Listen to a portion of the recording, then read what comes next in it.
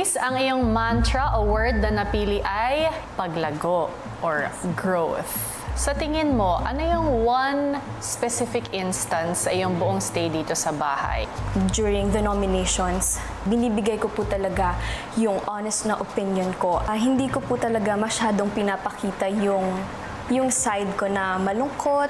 Lagi ko pong sinasabi na always look at the bright side of life. Lagi rin po akong nagsa-self-reflect sa kung ano pong kailangan kong i-improve pa sa sarili ko.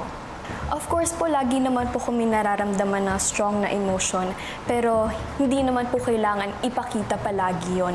Parang kailangan alam mo rin kung paano po magtimpe. Pero kailangan din pong mag-react at magsalita syempre kung hindi na okay yon sa sarili mo or naaapakan na yung pagkatao mo. Lahat naman po ng kasamahan ko dito na housemates ay naging mabuti rin po sa akin, kaya wala naman po akong napakitang ganun. 12 na truth. Walang lie. Ano pakiramdam seeing those results? Masaya po ako na nagkaroon po ako ng opportunity na to para ipakita po talaga kung sino ako. Question is, pinili mo si Lela and Miguel as housemates na kulang pa sa pagpapakatotoo kasi hindi mo sila gaanong kilala at mas nag-open sila sa ibang housemates.